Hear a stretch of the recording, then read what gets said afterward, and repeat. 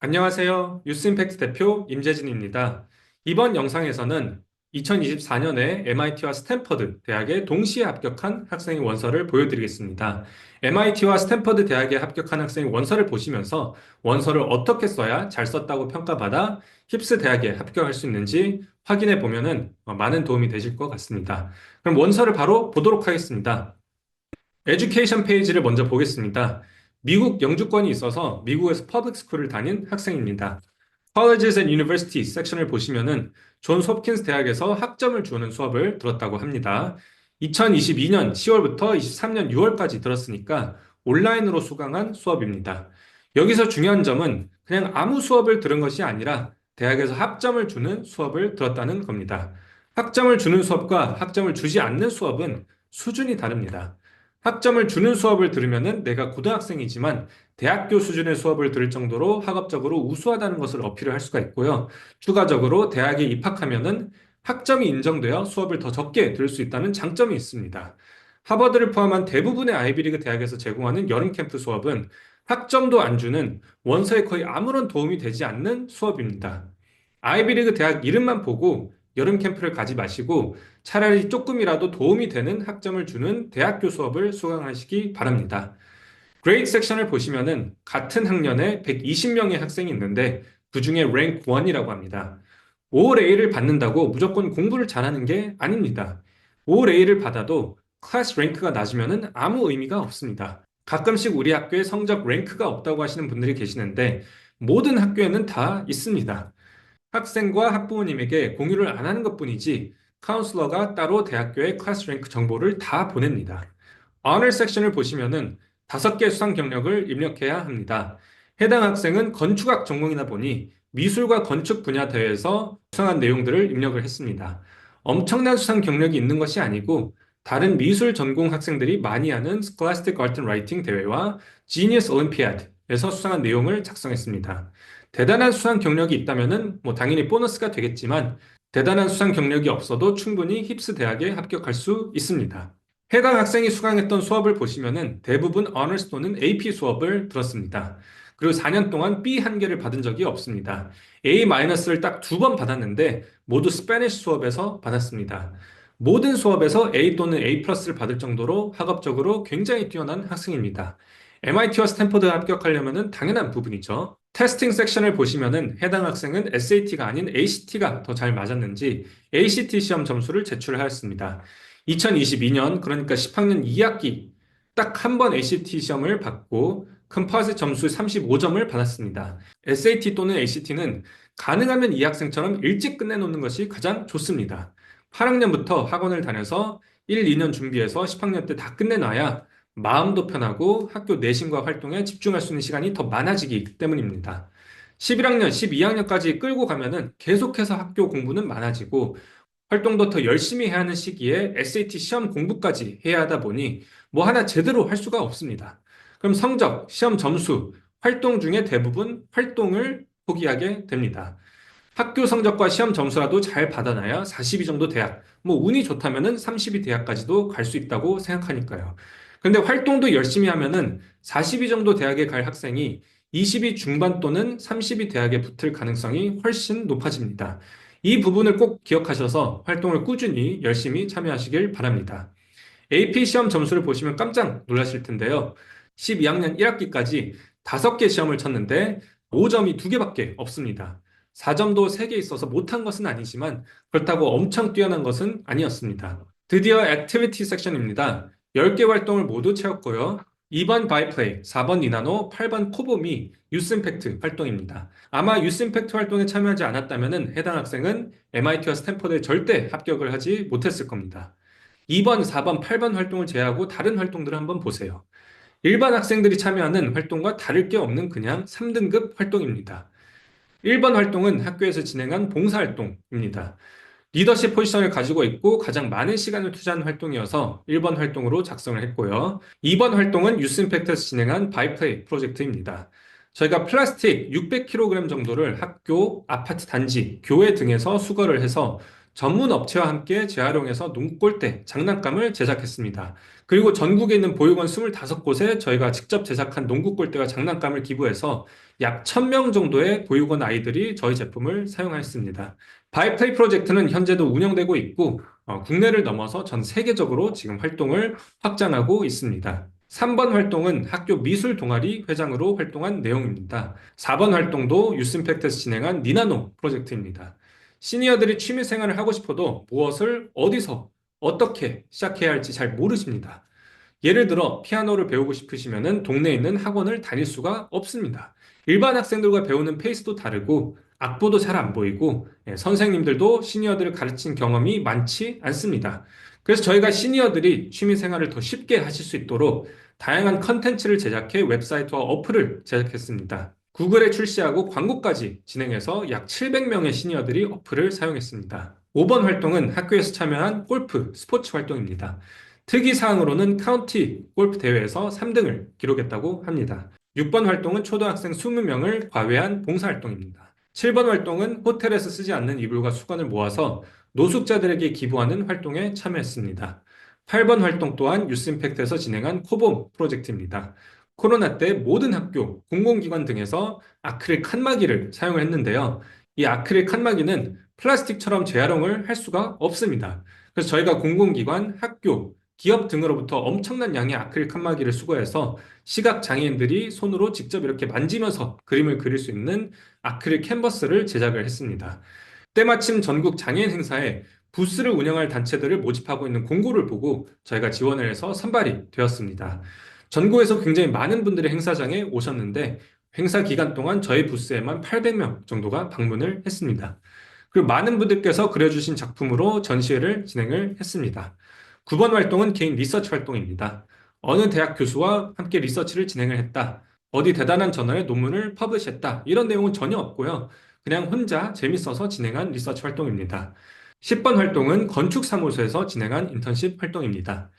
이 학생의 활동을 통해 제가 강조드리고 싶은 포인트가 몇 가지 있는데요. 첫 번째, 10개 활동 모두 1, 2등급 활동으로 채우는 것이 불가능합니다. 두세 개만 해도 너무나 잘하는 겁니다. 해당 학생은 대부분의 활동을 학교에서 진행하는 것으로 이제 기본적인 활동을 채우고 부족한 부분들을 유스 임팩트 활동을 통해서 이제 세 개를 채웠습니다. 하버드의 활동 평가 기준으로 평가해 본다면은 활동 항목에서 아마 최종적으로 2등급 또는 E-등급을 받았을 겁니다. 아카데믹, 이시 활동, 그리고 에세이와 추천서를 포함한 퍼스널 레이팅 3개 항목에서 2등급을 받는 지원자는 하버드 합격률이 46%가 됩니다. 해당 학생도 세계 모든 항목에서 2등급 이상을 받아 MIT와 스탠퍼드에 합격했습니다. 두 번째, 옆에 활동 기간을 보시면은 인턴십 활동을 제외하고 모든 활동을 최소 2년 이상을 했습니다. 제가 항상 말씀드리지만 한두 달짜리 활동 제발 원서에 쓰지 마세요. 웬만한 여름 캠프 원서에 전혀 도움이 되지 않습니다. 교수랑 하는 리서치 페이퍼, 특허, 출판 이런 활동 절대 하실 필요가 없습니다. 다 컨설팅이 돈 벌기 위해서 만든 활동들입니다.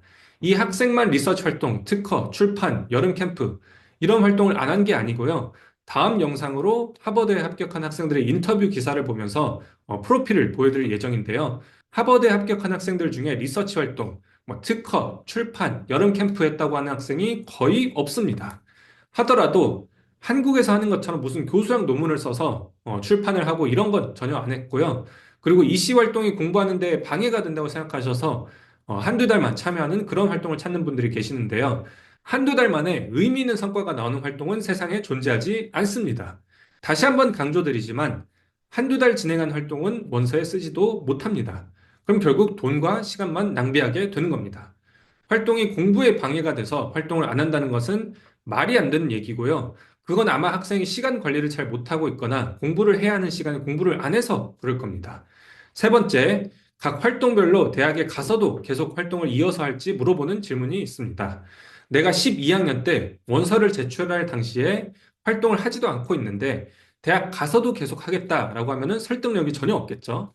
아무리 힘들어도 앞에 1번부터 5번까지 중요한 활동들은 원서를 제출할 때까지 유지를 하는 게 가장 좋습니다. 그리고 혹시 웨이리스트가 될 수도 있으니까 고등학교 졸업을 할 때까지 활동을 유지하면 더 좋습니다. 웨이리스트를 풀 수 있는 유일한 방법이 활동에 대해 새로운 내용과 프로그레스를 업데이트를 하는 것이기 때문입니다. 네 번째, 리더십 활동 위주로 쓰세요. 그렇다고 학생의 스토리와 아무 상관이 없는 리더십 활동을 쓰지 마시고 원서의 전체적인 스토리에 맞는 활동 위주로 작성하셔야 됩니다. 해당 학생은 커뮤니티 서비스가 본인의 스토리였기 때문에 관련 리더십 활동 위주로 작성을 했습니다. 다섯 번째, 전공과 맞는 활동을 찾지 마시고 학생이 개인 스토리에 맞는 활동들을 찾으세요. 바이오 전공에서 의사 되겠다고 의료 관련 활동만 하지 마시고 본인의 스토리를 보여줄 수 있는 활동들을 해야 합니다.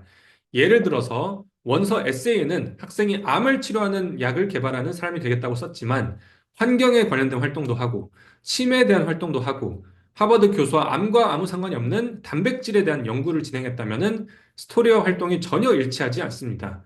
활동이 전공에는 잘 맞을 수 있지만 스토리와 연결이 되지 않는다면 설득력이 떨어집니다. 지금 보여드리는 학생도 건축학 전공에 지원했는데 건축 관련된 활동을 두 개밖에 안 했습니다. 그리고 두 개 모두 쓸만한 성과가 별로 없으니까 가장 마지막에 가장 덜 중요한 활동으로 작성했습니다. 심지어 에세이에서는 이 두 개 활동에 대해 단 한 번도 거론하지 않습니다. 전공에 맞게 활동을 하는 것보다 학생만의 차별화된 스토리에 맞게 해야 한다는 점을 꼭 명심하시기 바랍니다. 그래서 이 학생의 스토리는 지속 가능성과 다양성을 품는 공간을 건축하는 건축가가 되는 것입니다. 퍼스널 스테이트먼트 에세이에서만 이 스토리가 나오는 게 아니라 서플리멘탈 에세이에서도 같은 스토리와 메시지가 계속해서 반복적으로 나옵니다. 이 스토리를 중심으로 모든 활동과 에세이를 작성했기 때문입니다. 퍼스널 스테이트먼트 에세이에 워낙 개인적인 내용이 많다 보니까 제가 핵심 내용만 요약해서 보여드리고 있는데요. 학생이 어릴 때 굉장히 아끼던 놀이터가 있었다고 합니다. 매일마다 오래된 놀이터에서 해가 질 때까지 친구들과 놀면서 많은 추억과 의미가 담긴 공간이었다고 하는데요. 학생이 사는 지역이 재개발을 하면서 놀이터가 다른 곳으로 옮겨졌다고 합니다. 그리고 그 자리에 새로운 커뮤니티 시설이 들어섰는데 훨씬 더 쾌적하고 효율적이고 좋지만 본인이 어릴 때부터 아끼던 놀이터가 사라져서 굉장히 아쉽고 허전했다고 합니다. 또한 가족이 초등학생 때 이제 미국으로 이민을 가기 전에 한국에서 쭉 한남동에 살았다고 하는데요. 현재 한남동이 재개발한다고 다 철거하려 하고 있습니다. 한국이 실제로 전 세계에서 건물의 수명이 30년으로 가장 짧은 나라 중에 하나라고 합니다. 심지어 중국이 36년이라고 합니다. 그래서 아무리 오래된 공간과 건축물이어도 누군가에게는 소중하고 의미가 있는 공간인데 조금 낡았다고 다 부시고 새로 만들고 또 쓰다가 조금 낡으면 또 부시고 새로 만들고 이건 별로 효율적이지도 않고 지속 가능하지도 않다라는 문제를 지적하면서 본인은 100년, 200년 쓸 수 있는 지속 가능한 공간을 만드는 사람이 되겠다는 스토리를 작성했습니다.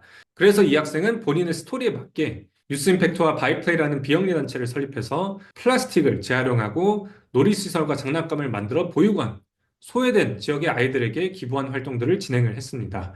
어릴 적 본인에게 피난처가 되어주고 좋은 추억을 많이 남겨준 놀이터를 지속 가능한 방법으로 만들어서 힘든 시기를 보내고 있는 아이들에게 선물했다는 스토리가 이어지는 겁니다. 추가적으로 예술을 가장 접하기 힘든 장애인들과 시니어들을 위해서 추가적으로 솔루션을 찾아서 기회를 제공하고 임팩트를 만드는 활동을 진행했습니다. 그리고 이러한 활동들을 통해서 다양성을 품을 수 있는 포용성을 강조했습니다. 이제 서플리멘탈 에세이를 보여드릴 건데요. 2024년에 레귤러로 스탠퍼드에 지원을 했고요. 스탠퍼드의 서플리멘탈 에세이 주제를 한번 보시면은 첫 번째 질문부터 현재 우리 사회가 직면하고 있는 가장 심각한 문제가 무엇인지 물어보고 있습니다. 제가 앞의 영상에서도 소셜 임팩트 활동이 가장 중요하다고 말씀을 드렸는데요. 이 질문의 의도는 학생이 어떤 사회 이슈에 관심이 있는지 물어보는 겁니다. 두 번째 질문으로는 지난 여름방학 2년 동안 뭘 했는지를 물어봅니다. 그래서 학생이 관심 있는 사회 문제를 해결하기 위해 어떠한 노력을 했는지 물어보는 겁니다. 저는 여름방학 때 SAT 학원을 다녔습니다. 또는 하버드 여름 캠프 가서 수업 2주 동안 듣고 왔습니다. 라고 쓸 수는 없잖아요. 그리고 학생이 관심 있는 이슈에 대해 최소 2년은 활동을 하라는 얘기입니다. 이 학생은 바이플레이와 코범이라는 비영리 단체를 두 개를 창업해서 확장을 했다고 썼습니다. 또한 네 번째 질문에서 가장 어필하고 싶은 활동에 대해 설명을 해달라고 물어봅니다. 이 학생의 경우 최근에 바이플레이 프로젝트를 운영하면서 드디어 농구 골대 프로토타입을 만들었고 보육원 10곳이랑 컨택해서 펀드레이징 행사를 준비하고 있다고 작성을 했습니다. 숏 에세이에서도 제가 앞에 퍼스널 스테이트먼트 에세이 내용으로 말씀드렸던 내용이 계속해서 나옵니다. 에세이 주제가 룸메이트에게 보내는 편지를 작성해라 인데 여기서도 은근슬쩍 계속해서 지속 가능성과 다양성을 품는 공간을 만드는 건축가가 되겠다라는 메시지를 전달하기 위해서 바이플레이 활동 내용을 계속해서 얘기하고 있습니다. 마지막으로 스탠퍼드 커뮤니티에 어떻게 기여할지 물어보는 질문이 있습니다. 스탠퍼드가 인천의 스탠퍼드 센터 시설을 운영하고 있는데 여기와 함께 공간을 만들어 보고 싶다라는 내용을 작성했습니다. 이렇게 쓰는 게 좋은 원서입니다. 원서 전체를 아우르는 학생만의 유니크한 스토리가 있고 스토리에 맞게 활동들을 진행했고 스토리와 관련된 활동 내용을 어필하면서 지금까지 노력한 모습들과 앞으로의 비전, 잠재력을 글로 풀어서 에세이를 작성해야 합니다. 그런데 한국 학생들은 90% 이상이 스토리가 없습니다. 그러다 보니까 활동을 중구난방으로 하고 있습니다. 그리고 중구난방으로 진행한 활동을 가지고 나중에 원서 쓰기 직전에 스토리를 급하게 만들어서 에세이를 쓰다 보니까 앞뒤가 안 맞고 진정성이 전혀 안 보이는 원서가 나오게 되는 겁니다. 그래서 아직 스토리가 없는 학생이라면은 최대한 빨리 나만의 차별화된 스토리를 생각해 보세요. 그리고 나만의 스토리에 맞게 활동들을 찾아서 하시면 되는데요. 그러면 분명히 원서 에세이도 완벽하게 나올 겁니다. 학생만의 차별화된 스토리를 만드는 방법에 대해서는 다음 영상에서 설명드리도록 하겠습니다.